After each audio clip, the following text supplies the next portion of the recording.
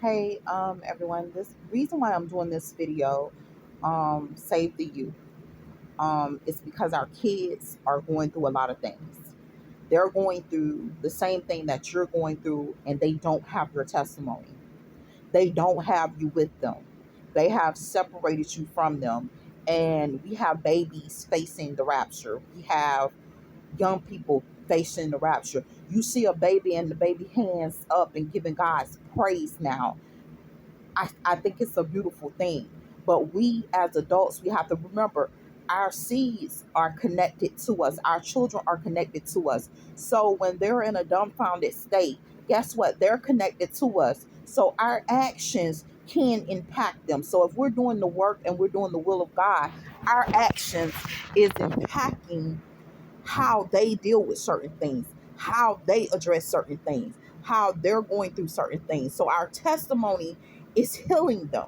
But our children rarely ever get our testimony about what's really taking place with them, what's really happening, until you actually get to the point where you see a 1 year old young man playing with himself and touching on himself. He doesn't know what he's doing. Something is attaching itself to him, making him like that. Because guess what? You're still in the seat of mercy, but you're still dealing with the devil. You're still dealing with Satan, and now you got a seed connected to you that's now faced with that same issue that you're faced with, that same complex that you're faced with. So if you're dealing with rape situations, guess what? Your children are dealing with the same thing, knowingly or unknowingly. If they don't know the why, or they know the why, or they're going through Alzheimer's, whatever the case may be, they're dealing with the same situations that you are dealing with. So we have to save our youth through our testimony. By my testimony, may you be healed. By what I'm telling you, may you have wisdom, knowledge, and what you need to actually impact the world and make a difference. Because a lot of times you guys can't really make a difference because of everything that's taking place, everything that's going on, everything that's happening. Our children really don't get what they really need from us. But I come to let you know that they do. Do you understand me? When I actually can sit up here and I actually can see a baby in worship fresh out the womb, I know there is a God. I know that what I do will impact my child, will impact my children's children, will impact my children's children. So when I'm sitting up here and I'm going through this rapture and I'm going through the test of my faith, so like I told you, they're testing me in my faith because of certain things that I'm not doing, certain things that I'm not a part of. I done been told everything like, you keep sitting up there posting your videos on YouTube, we gonna kidnap you. That's just their way of saying, look, we want you to join us, and it ain't gonna happen. Okay? Let me clarify this for you. It's not gonna happen. I will not have you silence me with certain things. Like I have been silenced with poverty sometimes. You get what I'm saying? Y'all don't understand how bad it gets for us. We go through a lot and stuff like that, and we are in a stage where we're going through so many different tests of faith, because Satan is seeing certain things happen. He's seeing certain happiness. He's walking to and from. He's constantly in God's face. Which one you gonna pick? Because he's asking the question, which one you gonna pick for me to take through? Because I know you ain't got nobody out there that's righteous. And then God's sitting up there saying to him, I got even righteous among you. You want to put it to the test that you have stole doing a switch and a tear and a reaping, and through evil sowings of bad seeds that was nothing but weeds that choked the life out of them. And now you have them with you, but they don't belong to you. They don't belong with you. They are mine. So now, a lot of times, we got this going on with our youth. So they separate our children from us. They rape our children, abuse our children, do our children wrong, all this different stuff.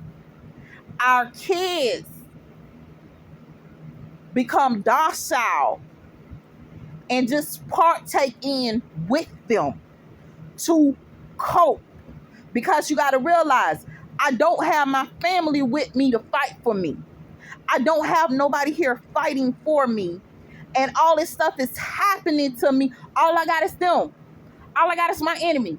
I don't have nothing else fighting for me. And that child is there going through torment, torture, rape, all kinds of stuff. And it's nothing but a child. And they okay with it.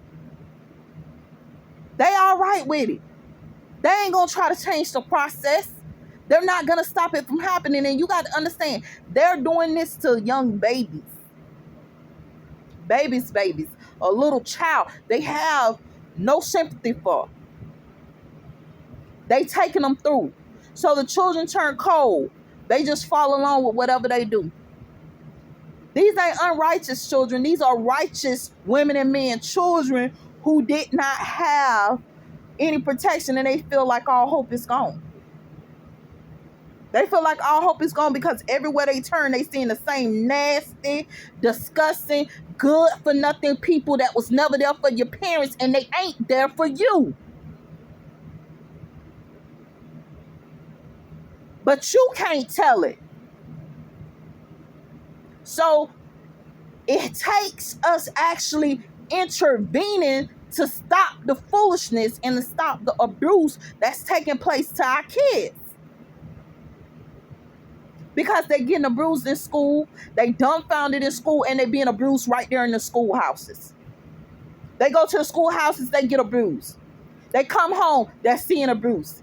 Everywhere that they turn, it's constant abuse. And they start to say, okay, well, this is the way of things. And it starts at a young age. It starts as they fresh out the womb. Empty vessels. They pouring all kinds of stuff into them. Empty vessels. They're watching cartoon on Disney Channel. All kinds of stuff popping up. So they think it's okay to kiss a girl coat and do all this stuff. They think it's okay to kiss a boy coat and do all that stuff because that's what's popping up. That's what's being presented to them.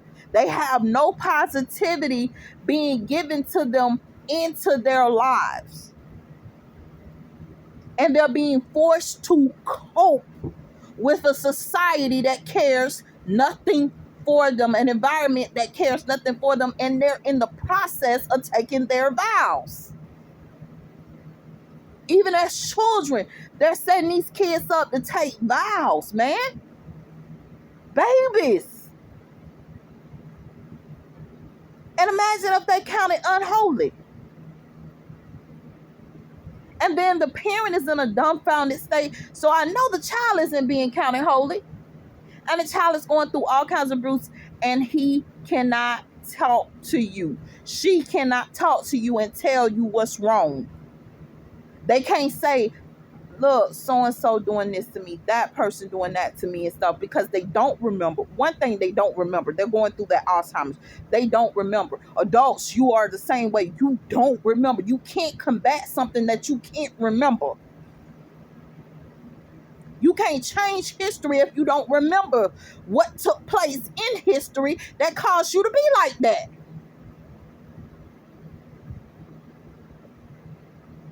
So now it's getting harder and harder, and we have to start saving our children. Because I'm going to tell you something. I have seen some crazy things happen. I know certain young people aren't crazy enough to cut their skin and bruise themselves and cut themselves in their face. But guess what? It is happening to them under this thing called covert.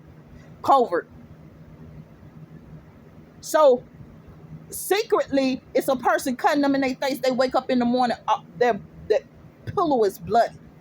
And they're going through the stigmata alone. And here you are looking them in the face, telling them they're crazy, they're insane, and everything. These kids are going through the stigmata at a young age and can't even voice or tell you how they feel. I am not doing this to myself.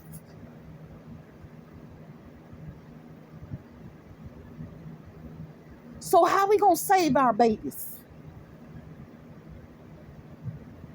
Because we're dealing with a youth that is dealing with the stigmata. They're dealing with covert. They're dealing with Alzheimer's. They're dealing with people attacking them because they know their destiny is great. They're dealing with hopelessness. They're in class and they're in school and they can't even think. They're dealing with the fact that they can't even think for themselves because they under attack at a schoolhouse that's supposed to be a safe haven.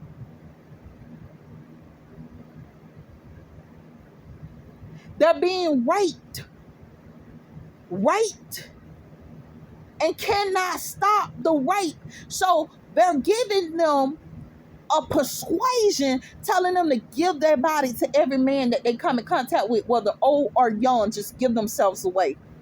Baby, God ain't giving you away. God trying to keep you. Stop listening to that mess some of these fake people be sitting up here saying to you, and know that God's intention is to keep you safe. Not for you to give yourself to any and everybody, but that's something they're trying to program into you by certain things. And now you're dealing with the masquerade, because although when the music was made, although when the scriptures was made, and everything that was given to you through the ministry, the gospel, and everything, it was made in all holiness, all righteousness, and everything. I can't tell you how many times I sit up here and I tell people all the time, look, my videos are edited. People go in and edit my videos. I tell them that all the time. But a lot of people don't understand. So this is the same thing. And it's programming our children. It's teaching them to just go along with the program and go astray. And everything that you're dealing with, they're dealing with. I can't tell you how one night I was sitting in here and they were blaming me for something. And they was calling my name. Stop doing this. Stop doing this. Stop doing this. And they was abusing me. They were raping me, doing all kinds of stuff to me. And they're telling me to stop doing this. Stop doing this. Stop doing this. And calling my name. Stop doing this. Stop, stop, stop. And they allowed me to hear a video recording of them doing the same thing to one of my children. And my child's voice saying, "You stop."